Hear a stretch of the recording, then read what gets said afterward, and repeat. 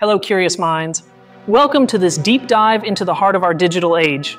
Have you ever wondered why we do it? Why we feel that strange mix of hope and dread right after posting a piece of our lives onto a screen? That silent, almost agonizing wait for a notification, a like, a comment, a sign that someone somewhere has seen us. It's not simple vanity. What we're looking for is much deeper. We're seeking confirmation of our own existence. Today, we're going to deconstruct that need. We're going to understand why we trade our peace of mind for the validation of an external digital gaze. To start, we must understand that our brains are hardwired for social connection. It's a survival mechanism thousands of years old. In the past, being accepted by the tribe meant the difference between life and death. Group approval was security. Today, that tribe has transformed. It's now a global network of avatars and profiles, an invisible audience constantly watching us. Every like is a small dopamine hit, the neurotransmitter for pleasure and reward. It's the neurological equivalent of a pat on the back. Platforms know this. They are designed as validation machines. Their architecture exploits this neurological need to keep us hooked. Thus, every post becomes an experiment. We send a version of ourselves into the digital void, hoping for a response that will calm our insecurity. But this goes beyond brain chemistry. It enters the realm of sociology, specifically how we construct our identity. On social media, we don't show who we are. We show who we want to be. It's a constant act of curation. A performance, we create an idealized self.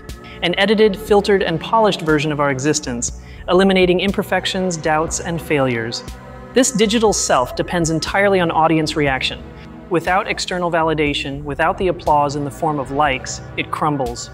This leads us to the dangerous game of social comparison, a phenomenon that psychologists have studied extensively. We compare our behind the scenes, our real chaotic lives, with the highlight reel of others, their perfectly edited lives. It's a losing battle from the start, one that inevitably leaves us feeling that our lives are lacking, that we ourselves are not enough. Studies from various universities have correlated heavy social media use with higher levels of anxiety and depressive symptoms. It's no coincidence. It's the result of subjecting our self-worth to a public referendum every day, every hour. But the deepest, most unsettling explanation doesn't come from modern psychology, but from 20th century existentialist philosophy.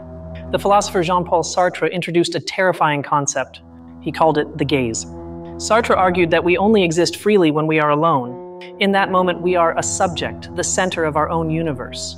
But everything changes when another person appears, when we feel their gaze upon us. The instant we are seen, we cease to be a free subject. We become an object in the other person's world. We are judged, defined, categorized. That gaze robs us of our freedom. It makes us self-conscious in a way that can generate shame, pride, or anxiety. Now think about this. What is a social network if not a system that multiplies the gaze by 1,000,000? Every time you post something, you willingly expose yourself to the simultaneous gaze of hundreds or thousands of others. You become an object for their judgment.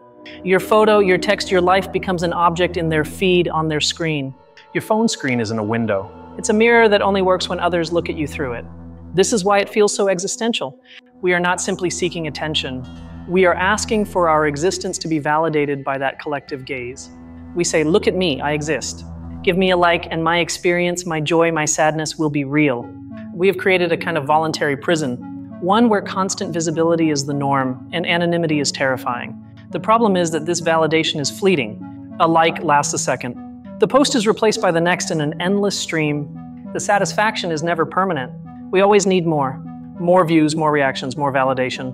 Sartre has a famous line in his play No Exit. He says, hell is other people. He wasn't referring to a hell of fire and brimstone. He was referring to the hell of being constantly observed, judged, and defined by the gaze of others. A state where your identity is hijacked by others' perceptions of you, stripping you of your inner freedom.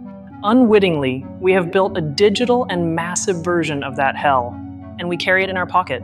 We live under the tyranny of an unblinking gaze. A global audience that can judge us at any moment. This pressure to constantly perform, to maintain our digital self, is exhausting. It generates cognitive dissonance. A gap between who we pretend to be online and who we are when the screen goes dark. The wider that gap, the greater the feeling of fraudulence and the anxiety it generates. So how do we escape this need? How do we reclaim our existential sovereignty? The first step is awareness.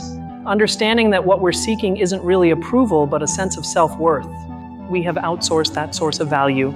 We've placed it in the hands of strangers, in the algorithm, in the volatility of trends. The solution, therefore, is a radical act of reclamation, bringing that source of validation back within ourselves.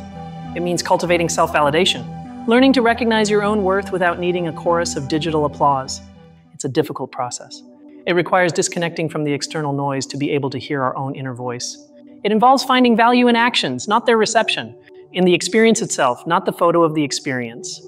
It means building a resilient identity, one that doesn't fracture in the absence of likes or in the face of a negative comment. Think of it this way. You are handing over the power to define yourself to people you don't even know. You are allowing an algorithm to dictate the value of your memories and your passions. True freedom in the digital age might be the right to not be seen, the right to exist without constantly having to prove it. It's the courage to live a life that might not be Instagrammable, but that is authentic and profoundly yours. The next time you feel the urge to post to fill a void, pause for a moment. Ask yourself, what am I really looking for?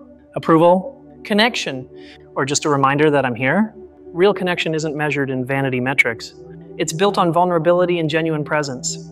And the reminder of your existence doesn't need to come from a screen. It comes from your own consciousness, your ability to feel and experience the world. We've explored the neurology of reward, the sociology of identity, and the philosophy of the gaze. The picture is clear. The need for validation through the screen is a perfectly designed existential trap. It's a trap that feeds on our most human need to belong and gives us back a synthetic and addictive version of connection. It sells us the illusion of being seen when in reality we are only being consumed as content. Our attention, our emotions, and our insecurities are the currency in this new economy. Reclaiming control doesn't mean abandoning technology. It means using it with intention and deep self-awareness. It means choosing to be the subject of our own lives, not an object in someone else's feed. The most important gaze isn't that of the anonymous crowd. It's your own when you look in a real mirror, not a digital one. It's learning to be comfortable in the silence without the constant need for digital noise and external approval, because your worth isn't measured in likes nor your happiness in shares. Your existence doesn't require algorithmic approval. You are the author of your own story, not a character awaiting audience reviews. So next time before you post, breathe, and remember that you are already real. You already exist, with or without digital witnesses. Your life isn't a performance. It's yours, and it's valuable simply because it is. Don't let the gaze of others turn you into a pebble in their garden. You are the gardener. The power to define yourself, to validate yourself, and to be free has always been and always will be in your hands. In summary, we have outsourced our validation to an impersonal system, and now we must reclaim it. It's not a fight against technology, but for the sovereignty of our inner world in the digital age. The question isn't whether we are seen, but whether we see ourselves with clarity and compassion. We've traveled from the neuron to existentialism, from the tribe to the algorithm, to arrive at a simple truth. Your existence isn't up for debate. It doesn't need to be voted on or approved. It simply is. Thank you for joining me in this profound and necessary reflection in our times. I hope this journey has given you tools to navigate this digital world with more power and peace. Remember, awareness is the first step towards freedom, and you've already taken it. The conversation doesn't end here. In fact, it's just beginning. It's a discussion that involves all of us. The challenge is collective, and so must the solutions be. Sharing these ideas is essential. I appreciate your time and your open mind. It's been an honor to explore this with you.